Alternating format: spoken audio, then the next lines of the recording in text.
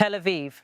In a charged briefing delivered with unmistakable conviction, Israel's leadership defended its recent military actions by drawing parallels to one of the most defining moments in modern history, the September 11th, 2001 attacks in the United States.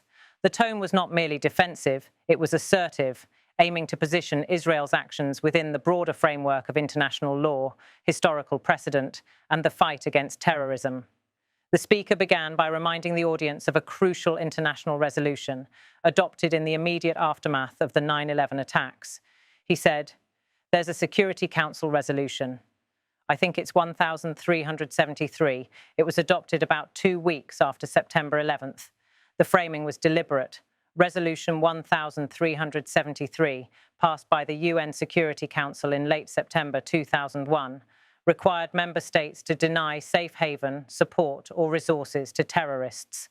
By evoking this resolution, the argument sought to demonstrate that Israel's actions were not unique, but rather consistent with international expectations established nearly a quarter century ago.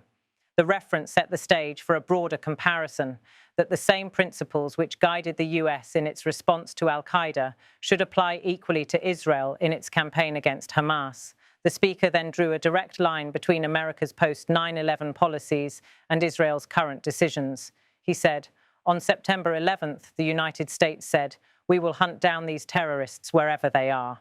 And 2 weeks later, the Security Council says that states must not harbor terrorists, give them shelter, finance them, or in any way allow them to work from their territory against other states." The point was sharpened with historical examples.